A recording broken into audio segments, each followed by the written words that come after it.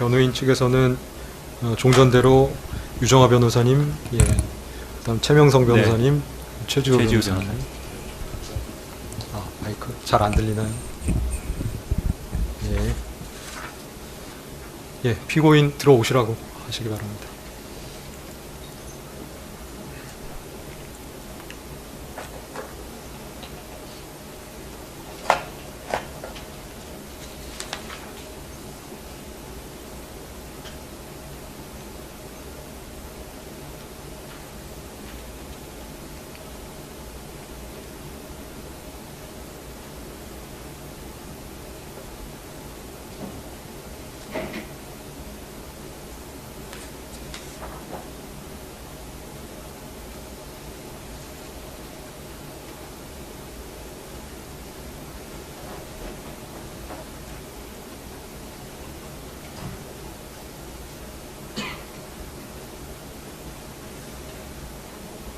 피고인 착석하시기 바랍니다.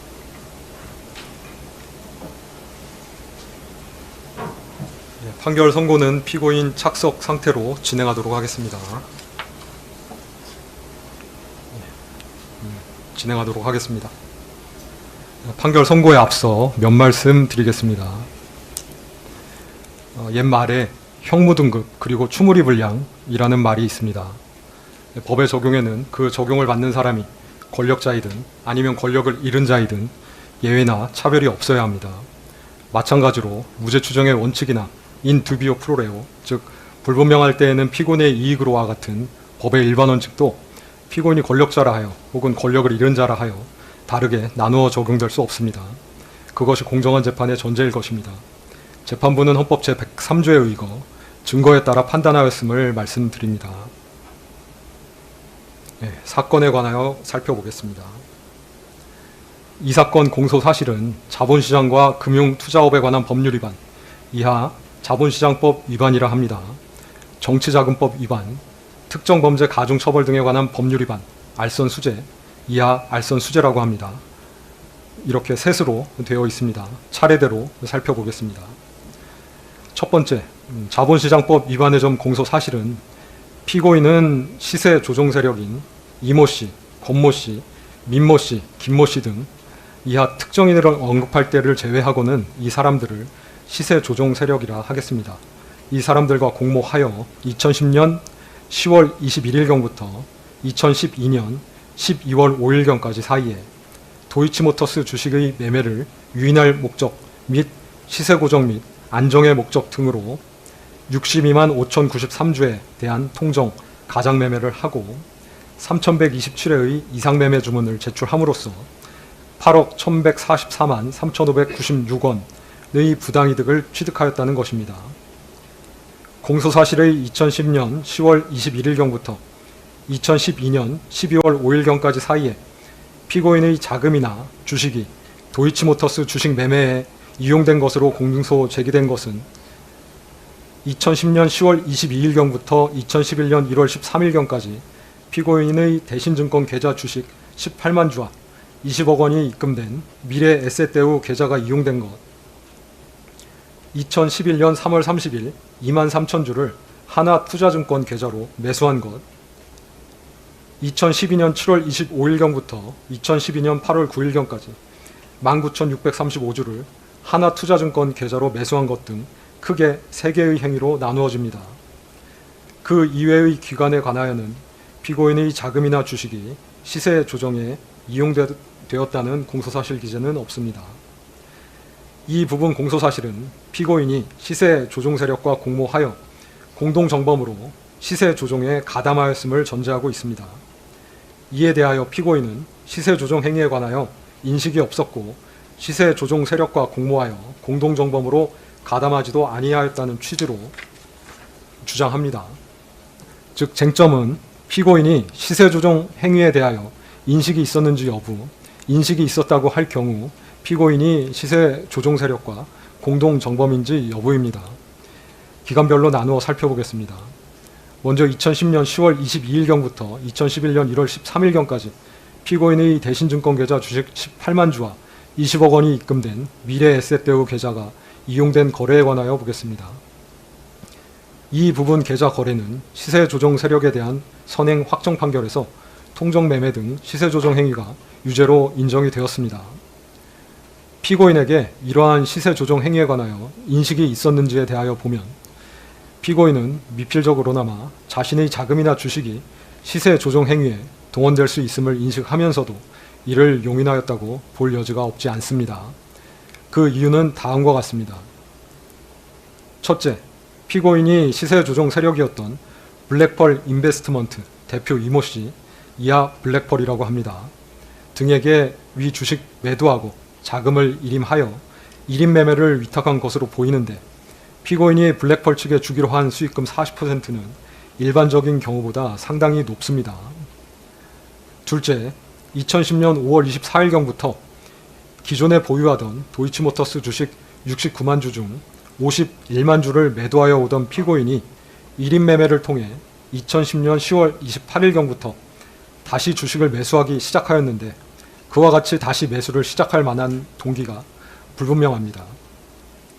셋째, 2010년 10월 28일경에서 11월 1일경 사이 피고인의 대신증권 계좌에서는 주식 18만 주가 매도되는 사이 피고인의 미래에셋 대우 계좌에서는 같은 시기에 더 높은 평균 단가로 주식 11만여 주가 매수되었는데 굳이 이와 같은 양태로 주식을 매매할 이유가 없습니다.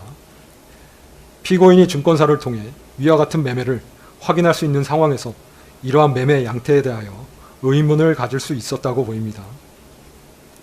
넷째, 피고인이 홈 트레이딩 시스템 거래 관련하여 증권사 직원과 통화를 하면서 자신의 통화가 녹음되는 것을 염려하였는데 정상적인 거래라면 굳이 그와 같이 염려할 이유가 없어 보입니다.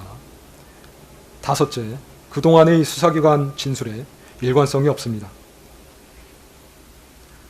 다만 시세 조정 행위에 대한 인식이 있다고 하더라도 공동정범이 성립하기 위하여는 공동가공의 의사, 즉 공범 사이의 의사의 결합이 있어야 합니다.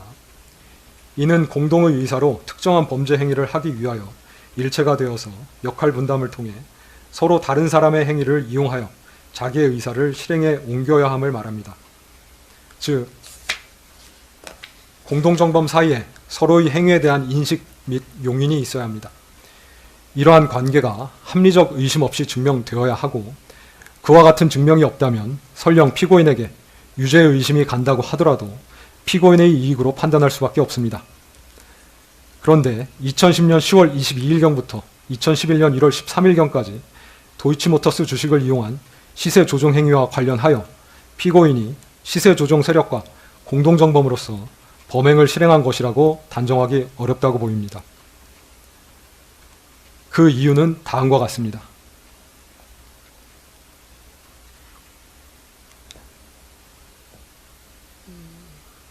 첫째, 속기사님, 제가 나중에 스크립트 드릴 테니까 안 하셔도 됩니다. 첫째, 시세 조정 세력 중 누구도 피고인에게 시세 조정에 관하여 직접 알려준 바가 있다고 진술하는 사람이 없어서 피고인이 시세 조정에 있어서 어떠한 역할을 수행하였는지에 관한 자료가 없습니다. 둘째, 피고인은 2010년 10월 28일 10만 주, 11월 1일 8만 주를 민모 씨, 김모 씨의 지시에 따라 블랙펄 대표 이모 씨에게 넘겨주었는데 통정 매매라고 보기 위해서는 그것을 통해 매매가 성황을 이루고 있는 듯한 외관을 형성하여야 하고 행위자에게 그러한 목적 등이 있어야 하나 피고인은 도이치모터스 주식 18만 주를 블랙펄에 넘겨주려는 목적으로 매도 행위를 한 것으로 보일 뿐 더 나아가 피고인에게 매매가 성황을 이루고 있는 듯이 잘못 알게 하거나 그 밖에 타인에게 그릇된 판단을 하게 할 목적까지 있었다고 단정하기 어려워 보입니다. 셋째, 피고인은 2011년 1월 13일 블랙펄 측과 수익금을 정산하면서 대신증권에 있던 주식을 블랙펄 측에서 일방적으로 할인율을 정하여 블록딜로 매각한 것에 항의하기도 하였는데 만약 피고인과 블랙펄이 공모관계에 있었다면 블랙펄이 피고인에게 알리지도 아니한 채 일방적으로 할인율을 정하여 시가보다 약 2억 5천만 원가량 저가로 할인 매각하지는 못하였을 것으로 보입니다. 더욱이 위 블록딜 매매는 정상적인 블록딜이 아니라 블랙펄이 시세 조정을 위한 매수자 확보를 위하여 이루어진 것으로, 이는 전체적으로 보면 공모 범행인 시세 조종 수행을 위해 이루어진 것인데, 이와 관련하여 블랙펄이 시세 조종에 협력할 블록딜 상대방을 섭외하는 등의 업무를 한 것에 대한 블록딜 수수료 4,200만 원가량을 피고인으로부터 받은 것은 피고인이 블랙펄과 공모관계에 있는 내부자가 아니라 그 공모관계 밖에 존재하는 외부자, 즉 거래 상대방으로 취급되었기 때문으로, 이는 피고인이 시세조정 세력과 공모관계에 있지 아니함을 보여줍니다. 넷째, 블랙펄은 2011년 1월 13일 피고인과 수익금을 정산하면서 피고인의 계좌에서 발생한 매매 차익만을 대상으로 수익을 정산하였는데, 피고인과 블랙펄이 공모관계에 있었다면 피고인의 계좌에서 발생한 매매 차익만 계산할 것이 아니라 이 부분 공소 사실에서 시세 조종 세력이 시세 조종에 사용한 다른 계좌들 20여 개에서 발생한 매매 차익도 함께 고려하여 정산을 하였어야 할 것인데, 그와 같은 형태로 정산이 이루어진 바 없습니다. 이러한 사정들 때문에 시세 조종 세력이 피고인을 공동정범으로 여기며 함께 범행을 수행하려는 의사가 있었다고 보이지 않습니다. 따라서 가사 피고인이 시세 조종 행위에 대한 인식이 있으면서 이를 용인하였다 하더라도, 피고인에게 방조의 성립은 변론으로 하더라도 공동정범이 성립할 수는 없다고 보입니다. 이 사건에서 방조의 성립 여부는 공방의 대상이 아니었기 때문에 방조의 성립 여부에 관하여는 더 나아가 판단하지 아니합니다. 다음으로 2011년 1월 14일경부터 2012년 12월 5일경까지 이루어진 시세 조종 행위에 관하여 보면, 피고인은 2011년 1월 13일 정산을 마침과 동시에 블랙펄에 맡겼던 도이치모터스 주식 1인 매매를 종료하였고, 2011년 1월 14일경부터 2012년 12월 5일경까지 이 사건 대신증권 계좌, 이 사건 하나투자증권 계좌에서 이루어진 도이치모터스 주식 매매 중 이 사건 공소사실에 포함된 것은 2011년 3월 30일 23,000주를 하나투자증권 계좌로 매수한 것, 2012년 7월 25일경부터 2012년 8월 9일경까지 19,635주를 하나투자증권 계좌로 매수한 것인데, 이러한 하나투자증권 계좌 관련된 매매는 공범으로 기소된 시세 조종 세력에 대한 선행 확정 판결에서 시세 조정에 이용된 계좌로 인정되지 아니하였고, 위 행위들은 피고인이 독자적 판단 하에 매수한 것으로 보일 뿐 시세 조종 세력과의 의사연락 하에 매수하였다고 인정할 만한 증거가 부족합니다. 더욱이 위와 같이 매수된 주식은 이 사건 공소사실 기재 기간 중에 매도되지도 아니하였습니다. 공소사실 중 그 외의 기간에 이루어진 타인 계좌에서의 주식 매매 관련하여서는 피고인이 관여하였다고 볼 증거가 없습니다. 나아가 공소 시효에 관하여 살펴보겠습니다. 피고인이 자신의 증권계좌에 금원을 입금하기 시작한 것은 2010년 10월 22일경부터이고, 피고인의 계좌 등이 시세조정 행위에 이용된 것은 2010년 10월 28일경부터로, 그 무렵부터 2011년 1월 13일까지 이루어진 시세조정 행위는 피고인의 계좌 등이 교부되어 1인 매매 형태로 이루어졌고, 그 방식은 주로 통정, 가장 매매였다는 점, 2011년 1월 13일경 피고인이 1인 매매를 위탁했던 상대방과 다투고 정산을 받은 이후로는 1인 매매를 하지 아니하였다는 점, 피고인이 자신의 계좌 이외에 시세 조정에 이용된 계좌나 그 운용 형태 등에 관하여는 별다른 인식이 없었던 것으로 보이는 점, 2011년 3월 30일경 이루어진 매수행위는 피고인이 스스로 거래를 한 것으로 보이는 점, 그 후 1년 4개월가량 경과된 2012년 7월 25일경부터 2012년 8월 9일경까지 피고인은 단기간 동안 스스로 현실 매매를 한 것으로 보이는 점, 그 이외의 기간에는 피고인의 계좌나 자금이 이 사건 시세 조종 행위에 이용된 것은 없는 것으로 보이는 점 등을 종합하여 보면 2010년 10월 22일경부터 2011년 1월 13일경까지 이루어진 행위, 2011년 3월 30일경 매수행위, 2012년 7월 25일경부터 2012년 8월 9일경까지 이루어진 행위는 주식거래의 주체 및 운용 형태, 시간적 이격 등에 비추어 그 전체에 대하여 범위의 단일성과 계속성이 인정된다고 보기 어려우므로 2010년 10월 22일경부터 2011년 1월 13일경까지 이루어진 행위, 2011년 3월 30일경 매수행위, 2012년 7월 25일경부터 2012년 8월 9일경까지 이루어진 행위는 각각 별개로 공소시효가 진행한다고 봄이 상당합니다. 따라서 2010년 10월 22일경부터 2011년 1월 13일경까지 이루어진 행위는 2011년 1월 13일경부터 2011년 3월 30일경 매수행위는 2011년 3월 30일경부터 공소시효가 진행되어 각 2021년 1월 13일 및 2021년 3월 30일에 10년의 공소시효가 도과되었다고 보입니다. 그 외에 2012년 7월 25일경부터 2012년 8월 9일경까지 이루어진 행위는 공범으로 기소된 시세 조종 세력에 대한 선행 확정 판결에 의하여 공소시효가 중단되었으므로 공소시효가 완성되지는 아니하였으나 앞서 살핀 것처럼 범죄 증명이 없습니다. 포괄일죄로 기소된 공소사실 중 일부에 대하여는 공소시효가 완성되었고 일부에 대하여는 유죄의 증거가 없을 경우 면소 부분은 이유에서 설명하면 족하고 주문에서는 무죄 표시를 하는 것이 판례이기 때문에 이 부분 공소사실에 관하여는 주문에서 무죄를 선고하기로 합니다.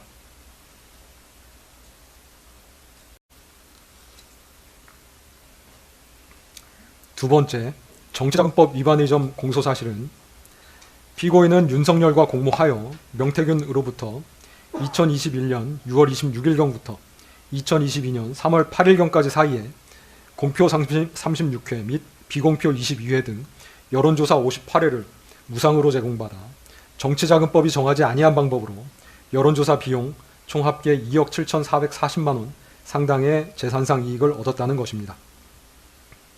이 부분 공소사실은 여론조사가 피고인 부부의 전속적 이익을 위하여 실시되었음, 즉 여론조사가 피고인 부부에게 전속적으로 제공되기 위하여 실시되었음을 전제합니다.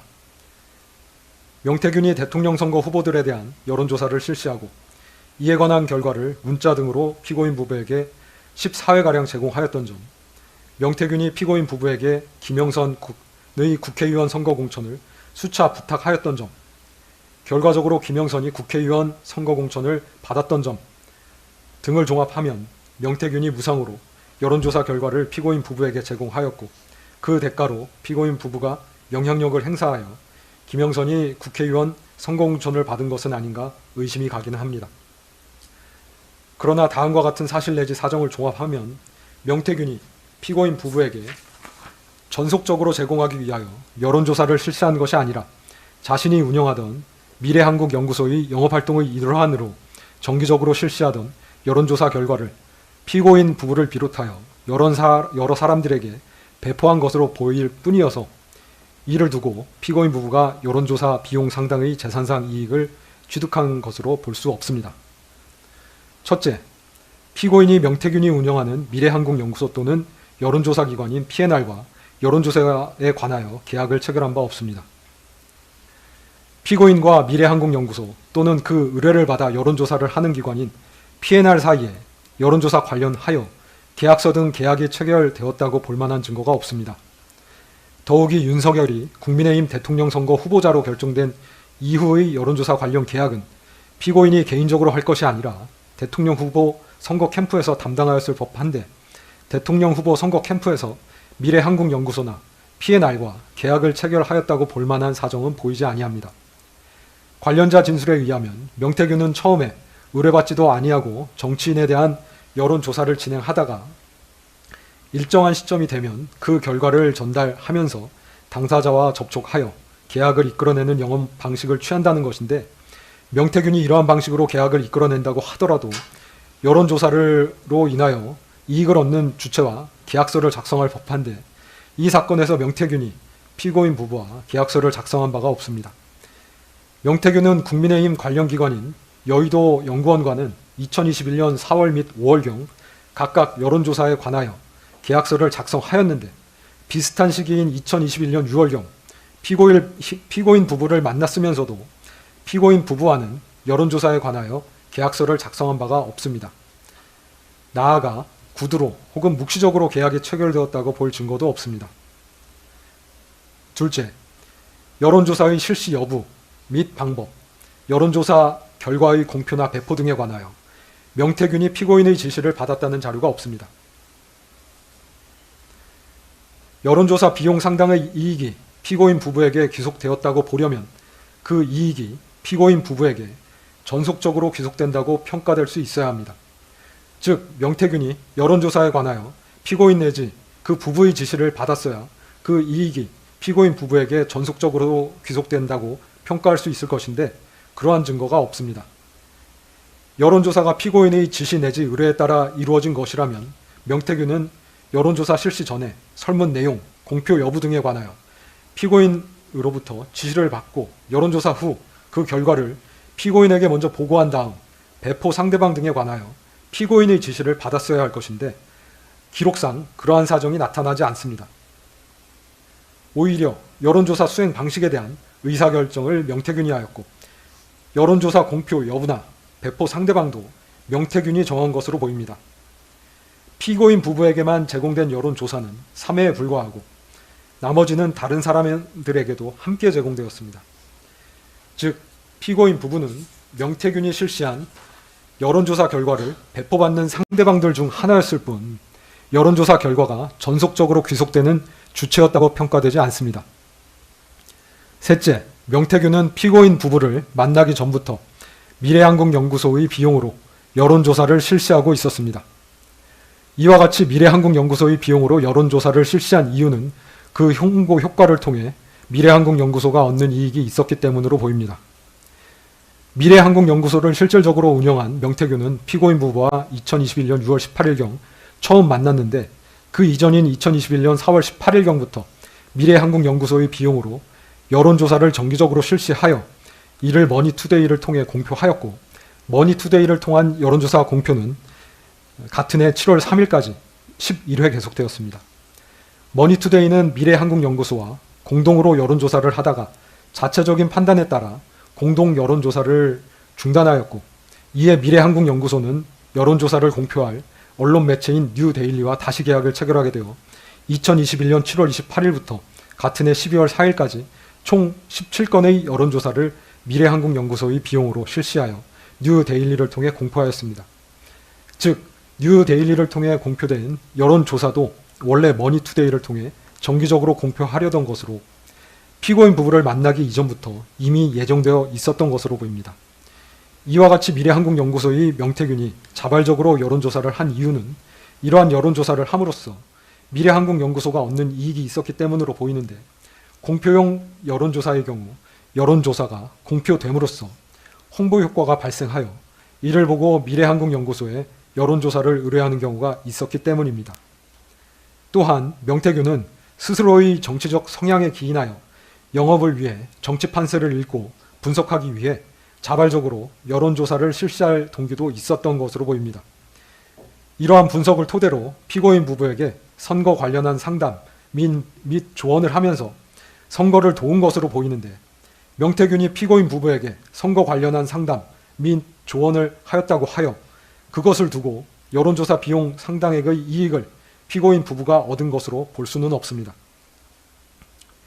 넷째, 명태균은 여론조사 비용을 다른 방법으로 이미 충당한 것으로 보입니다.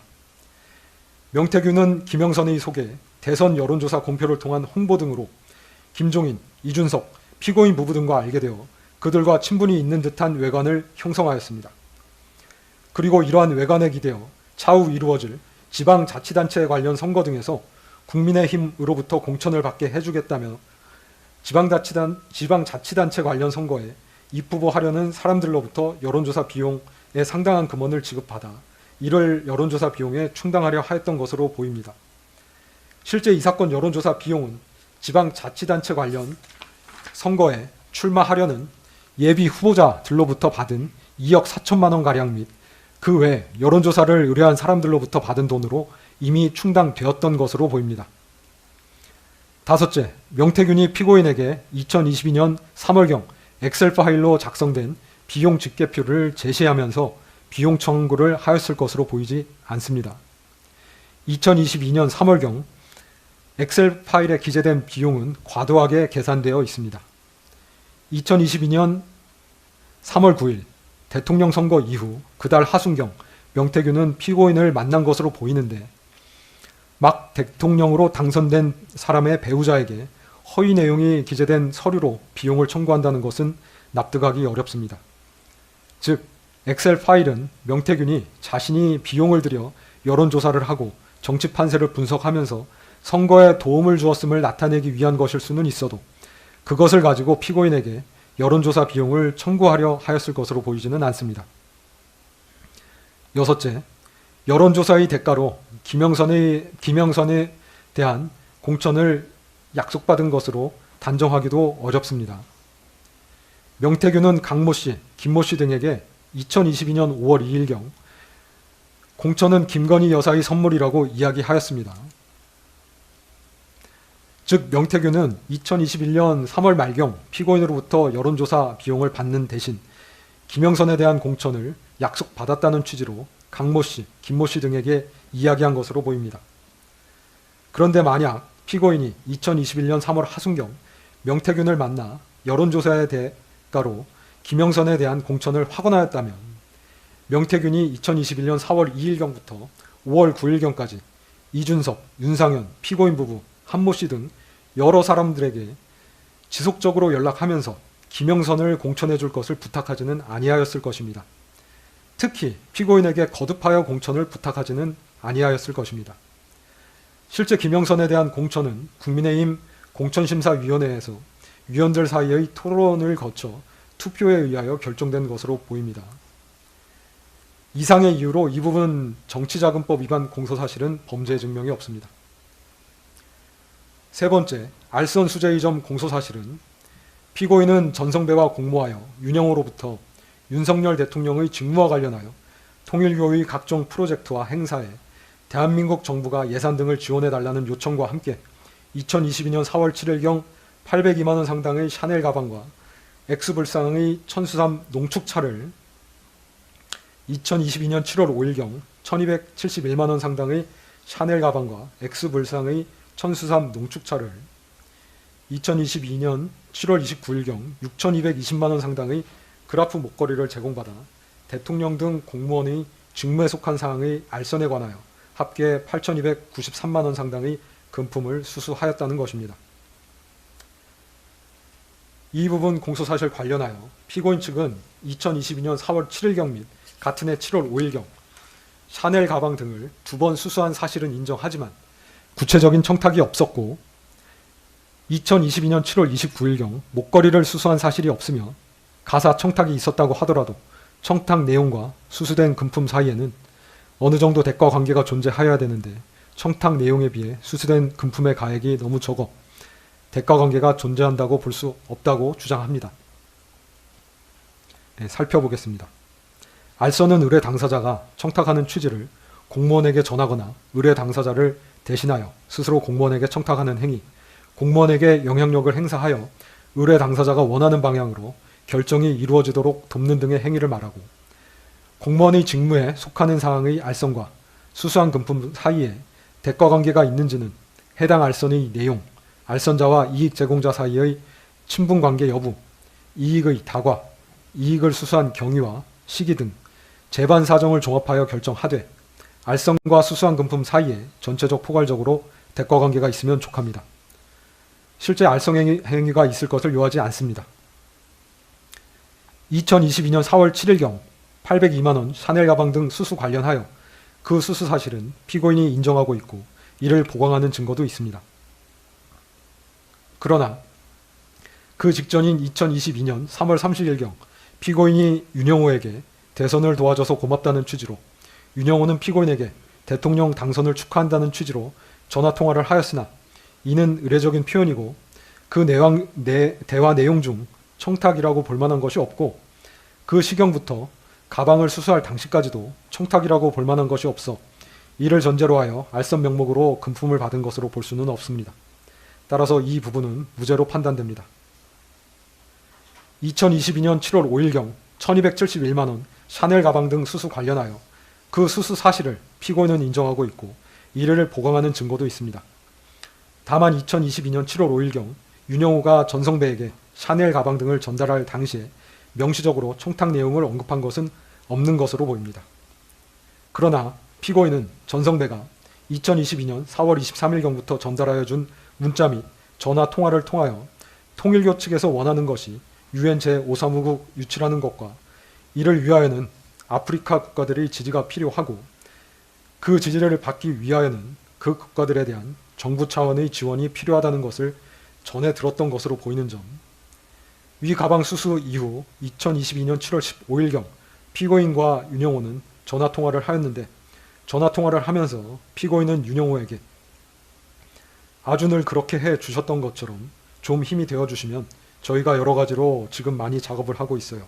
뭐 경제적으로나 문화 여러 가지가 이제 이런 많은 업적들이 이렇게 훼손되지 말아야 되잖아요 라고 말하였는 바 그 의미는 통일교에서 추진하는 일, 업적 관련하여 정부 차원의 경제적인 지원이 필요한데 그러한 경제적 지원을 위해 피고인이 작업, 즉 노력을 하고 있다는 취지로 보이는 점 등을 종합하면 피고인은 7월 5일 가방을 교부받을 당시 통일교의 청탁 내용이 정부 차원의 경제적인 지원과 관련되어 있음을 인식하고 있었고 그러한 경제적 지원을 위해 노력 중이라는 것은 피고인에게 청탁의 실현을 위하여 알선 의사가 있었음을 보여줍니다. 따라서 이러한 인식과 의사 하에 샤넬 가방 등을 교부받은 것은 알선의 명목으로 수수한 것으로 판단됩니다. 다음으로 대가 관계에 관하여 보면 피고인은 2022년 7월경 당시 정부의 모든 부처를 통할하는 대통령의 배우자로 대통령에게 정부 차원의 지원 등에 관하여 이야기할 수 있는 가장 지근거리의 사람이라는 점, 피고인은 통일교 측에서 조직을 이용하여 피고인의 배우자가 대통령에 당선되도록 도움을 주었다고 인식하여 통일교 측에 감사의 마음을 가지고 있었다는 점, 윤영호의 청탁 내용은 UN 제5사무국 한국 유치를 위하여 아프리카 국가들의 지지를 받아야 하고 그 지지를 받기 위하여 그 국가들에 대한 우리 정부의 ODA 지원이 이루어져야 한다는 것으로 볼 수 있는데 통일교가 추진하는 업무는 정부의 입장에서도 타당성 검토를 통해 지원이 가능한 업무였던 것으로 보이고 이는 국가 운영 및 정책을 총괄하는 대통령의 지시에 의하여 추진될 수 있는 성격의 것으로 보이는 점, 윤영호가 기대하는 피고인의 알선 행위는 윤영호의 청탁을 대통령에게 전달하여 통일교를 돕도록 하는 행위였다고 보이는 점, 대가 관계는 수수된 금품과 알선 행위 자체에 있으면 족하고 수수된 금품과 청탁 내용 실현을 위해 소요되는 금원 사이에 있어야 하는 것은 아니라는 점 등을 종합하여 보면 위 가방 등의 교부와 알선 사이에 대가 관계가 있다고 볼 수 있습니다. 단지 피고인이 받은 금품의 과액과 청탁 실현을 위하여 소요될 비용, 정부의 ODA 지원금 규모 사이에 현격한 차이가 있다는 것은 대가 관계를 부정하는 요소가 되지 않습니다. 따라서 이 부분은 유죄로 인정됩니다. 2022년 7월 29일경 6,220만원 목걸이 관련하여 피고인은 목걸이를 수수한 사실이 없다고 주장하나 윤영호는 전성배에게 피고인에게 전달해 달라면서 목걸이를 교부하였다고 진술하고 전성배는 자신의 처남을 통해 피고인에게 목걸이를 전달하였다고 진술합니다.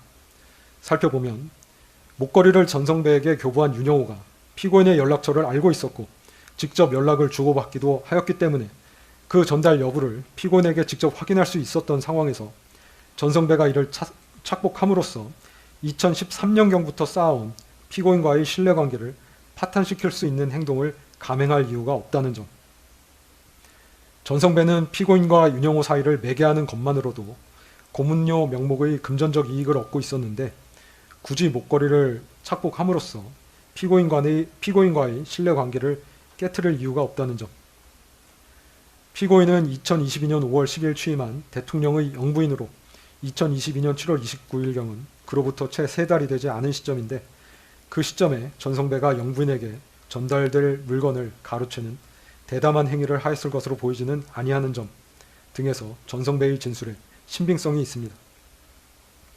또한 목걸이를 교부받은 전성배는 윤영호가 같은 날 보낸 문자, 즉 교육부 장관이 아프리카 청년부 장관들을 예방해달라는 청탁 내용을 피고인에게 그대로 전달하였기 때문에 피고인이 그 청탁 내용을 인식하면서 그 다음날 전성배로부터 그 처남을 통해 목걸이를 전달받았으므로 이는 청탁에 대한 알선의 대가 및 명목으로 받은 것으로 판단됩니다. 따라서 이 부분도 유죄로 인정됩니다. 유죄 부분 양형에 관해서 보겠습니다.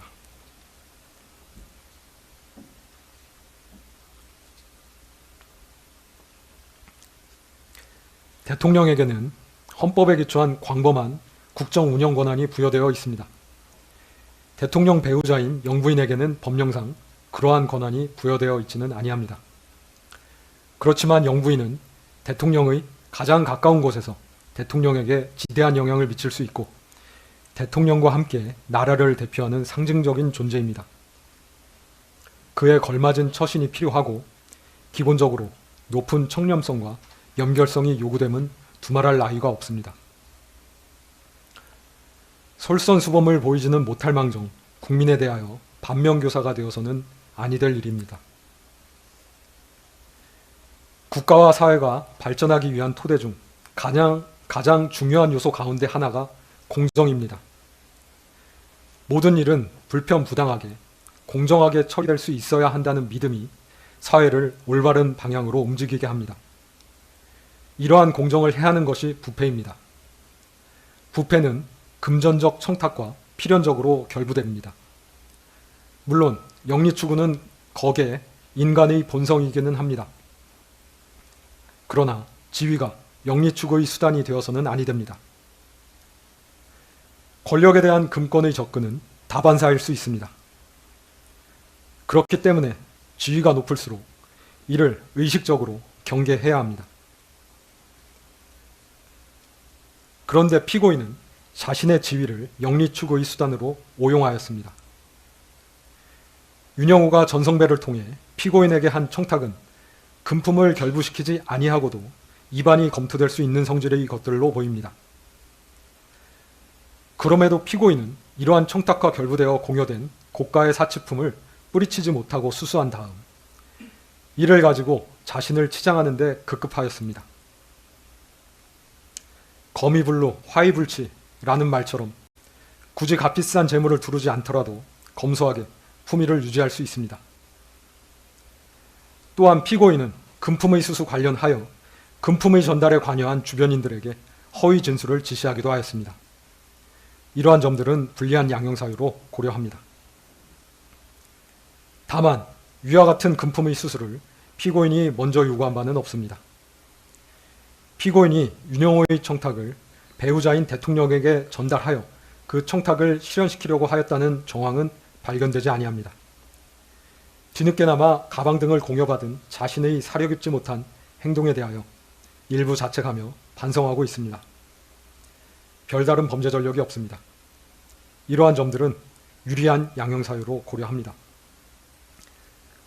그 밖에 피고인의 연령, 직업, 성행, 가족관계, 범행의 경위, 범행 후의 정황 등 이 사건 기록 및 변론에 나타난 모든 양형 요소를 종합적으로 고려하여 형을 정하였습니다. 그리고 유죄로 인정된 부분 중 압수된 목걸이는 몰수하고 몰수되어야 할 가방과 천수삼 농축차는 현재 몰수가 불가능하여 그 가액을 추징합니다. 이에 다음과 같이 선고합니다. 피고인은 자리에서 일어서 주시기 바랍니다.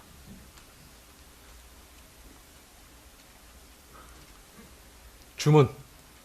피고인을 징역 1년 8월에 처한다. 압수된 그라프 목걸이 1개를 몰수한다. 피고인으로부터 1281만 5천 원을 추징한다. 위 추징금에 상당한 금액의 간합을 명한다. 자본시장과 금융투자업에 관한 법률 위반의 점, 정치자금법 위반의 점, 2022년 4월 7일경 특정범죄 가중처벌 등에 관한 법률 위반, 알선 수재의 점은 각 무죄. 피고인은 판결에 대하여 일주일 내에 이 법원에 항소장을 제출해서 항소를 제기할 수 있습니다.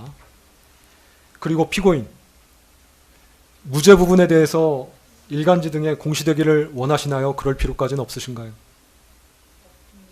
네. 형사보상 안내문 받아가도록 하시기 바랍니다. 이상으로 판결 선고를 마치겠습니다. 피고인께서는 퇴정하시고 방청인들께서도 질서 정연하게 퇴정하여 주시기 바랍니다. 모두 수고하셨습니다.